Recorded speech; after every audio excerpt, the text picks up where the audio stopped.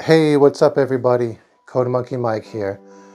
Yeah, so as you might have known from my previous video, I lost my mother due to a battle with, with COVID.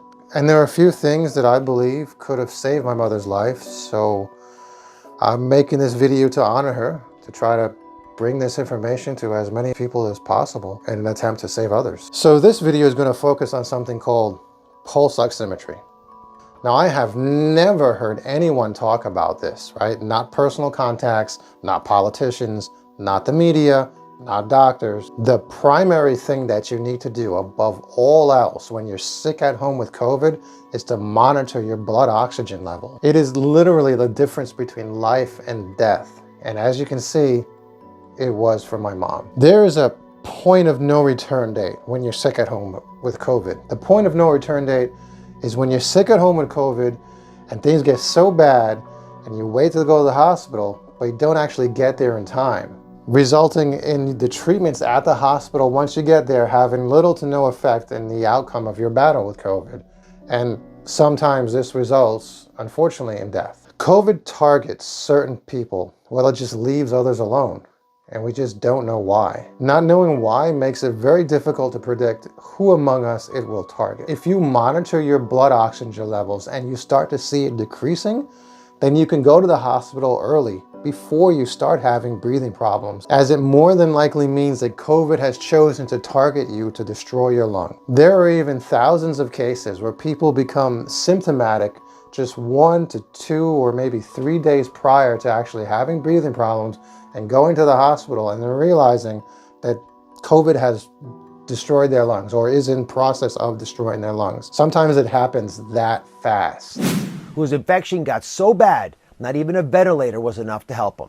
A couple days prior, he had a few symptoms, and then boom, just like that, his lungs filled up with this. The thing that's striking is really the speed with which these symptoms are coming on in some of these people, and how quickly they can go from just a non-productive cough and saying, gee, I'm not breathing right, to being on a ventilator. And we're hearing in some cases that can be less than 24 hours. Even more crazy, there are even thousands of cases where people have been asymptomatic, where they don't have any symptoms at all, and then they go to the hospital and they have trouble breathing, and they go into the hospital because they don't know why they're having trouble breathing. They get tested for COVID, they get a lung x-ray, and they realize that even though they were asymptomatic, no symptoms at all, COVID was in fact destroying their lungs. First of all, you said they're asymptomatic carriers. They're asymptomatic as far as they can tell. But when we do chest x-rays on these people, 67% show lung damage. So they may feel great, but they're not great. And the truth is they're having scar tissue forming in their lungs that may have implications for their future. So even the young people, even the children, when you do films, we see the damage. It's even showing up in former patients who say they feel fine, and those who got the virus with no symptoms. We've seen people that have lung scarring that never got sick. And so we've seen people that have bad lung damage, even if they never went to the doctor or the hospital. That's scary. Will they ever get better? We just don't know. Pulmonary fibrosis is a pretty detrimental disease, a very high mortality rate. Another study out of the UK finds nearly a third of hospitalized COVID patients who recover are readmitted within 5 months. 1 in 8 dies, many from respiratory disease. And again, this is fluid in the lung. It's viral pneumonia, and this person was also fairly ill. They were admitted for something else to the hospital. Then overnight they had trouble breathing, and they did an x-ray and discovered this. They didn't even know they had COVID. Really? That's incredible. But no one ever talks about how to combat this or how to prepare for it. We hear generalized stuff all the time when they talk about COVID. It's always the usual stuff, right? Wear a mask, get the vaccine, try to social distance, and in some rare occasions they say try to stay healthy. But they never say that you should monitor your blood oxygen level. In fact, I can't find any reference to it unless I specifically search for keywords related to it. On Google or on YouTube, I search for things like COVID, blood oxygen, and so on, and I find it, but I don't find it in any other case. They never actually mention blood oxygen and a generalized warning when they're talking about COVID and they're warning the public about COVID in your average standard discussion or broadcast. In fact, they do the opposite. I told my mother, are you keeping in contact with the doctors? I wonder if they recommend you going to the hospital. So my mother responded, someone from the New York State Health Department calls me every day. They said I should go if I have trouble breathing. In fact, the document given to her from the COVID test site actually said pretty much the same thing. Like, do not go to the hospital unless you have trouble breathing or severe medical issues. But the thing is, you know, the first thing it should have on that list of what to do is to monitor your blood oxygen level. Okay, so how do you do this, right? How do we do this? How do you monitor your blood oxygen level? So there are two ways to do this at home. One of them is to buy a pulse oximeter. This is the device that you put on your finger. Recognize it? As I started to look into this, as I started to talk to people I know about this, no one I knew ever heard of actually using one of these things while you're at home with COVID. A few people told me, but my smartwatch monitors blood oxygen. Well, they also admitted that they never heard of monitoring your blood oxygen using your smartwatch during COVID. Right, so that's the second way. You get a smartwatch.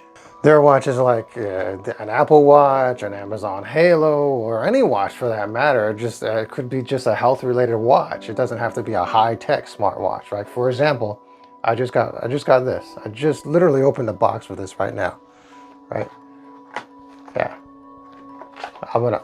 I'll check this thing out later and I'll let you guys know. But yeah, I mean, a lot of watches do this. The pulse oximeter that goes on your finger can be bought in any pharmacy for like 30 bucks. It's common, so to speak. You can get it anytime, anywhere. Get it online. The watches, on the other hand, they can get a little bit more expensive. They can go from anywhere from like $40 to like hundreds of dollars. So they get incrementally expensive. So it depends on what you want. I highly recommend that you get one of these things. Now, when it comes to the values that you can expect from these things, right?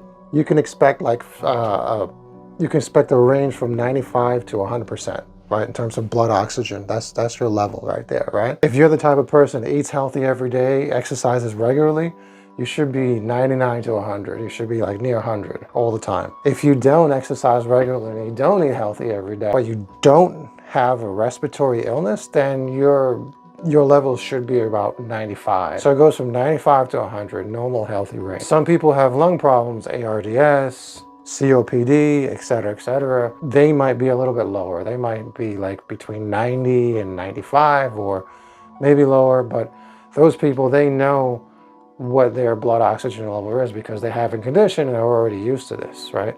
But for the average person who doesn't have a respiratory illness, 95 to 100. If you don't eat healthy, you don't exercise every day, 95. If you kind of exercise a lot, 99, 100. One thing to note is that altitude can affect your levels. For example, if I'm down at the New Jersey coast, my level is usually around 98, and sometimes it fluctuates to 99. If I'm up in upstate New York at an altitude or an elevation of 1,000 feet, my level is usually around 97 and sometimes fluctuates to 98. So it depends how far above sea level you are. It is important to note and investigate what is normal for your area. Like most of the western US, except for the West Coast, is really high in elevation. Like El Paso is 3,400 feet above sea level. Salt Lake City is 4,200 feet above sea level. Denver is like 5,000 feet or more above sea level. I can't speak for the blood oxygen ranges that would be expected in those areas, but I would imagine it would be a little bit lower, so you got to research that well. With that said, it is important that you get a pulse oximeter, whether it be a watch or one of those things you put on your finger, before you actually get COVID, so you know what is normal for you. This way you get an understanding of what normal levels are and how to catch anything that's abnormal to what you see from the norm every day. So you have to test yourself every day. If you have a watch, you have to look at your readings every day. If you have a pulse oximeter that you put on your finger, you should just do it like a normal routine, like when you brush your teeth or you get in the shower, every morning you do something that you do every day, or you shave or whatever. You should just put it on. All it takes is really just takes like 3 seconds, right? Put it on. In my case, I have to put it on like this. I push the button, and then I wait. And it'll give me the reading within just a few seconds. Count 3, 4 seconds. Boom, there you go, bingo. That's all it takes, every day. Not much time out of your day just to do that. However, if you happen to be finding this video while you or a loved one is at home in quarantine with COVID, I would recommend to just, by any means necessary, whether you have to get it for your loved one or call a loved one and tell them to go get one for you, so get one right away, because time is of the essence. And you have to use your own judgment of what you can expect, or what levels you should expect to come from the reading of the pulse oximeter that you buy on the fly. So if you are quarantined at home, you can have somebody else go out and buy one at a local pharmacy, go drop it off your door. Time is of the essence. You just don't have any time to lose. Getting to the hospital just one day earlier could save your life. I can't stress that enough. The sooner you get there, the sooner they can give you remdesivir, which slows down and stops viral replication, lessening your chance of actually dying. And if you get there early enough, they could use monoclonal antibodies, right? Because you got to use that earlier on.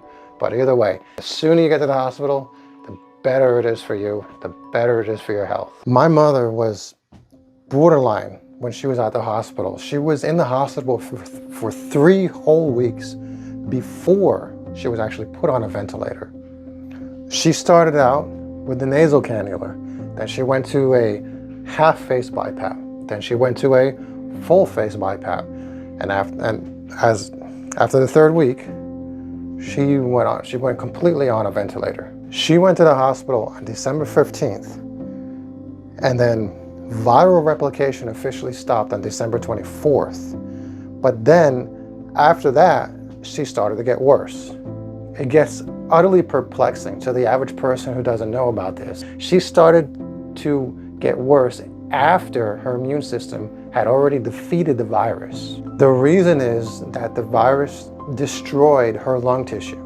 So as her lungs were healing, they started to fibrose, which means scar. They started scarring. Now I know this may be difficult to wrap your head around, but the scar tissue increased the elasticity of the lungs, which thereby decreased her lungs' compliance. Now to explain this brain teaser, imagine the lungs as flexible as a really flexible rubber band, right? In their normal state, right?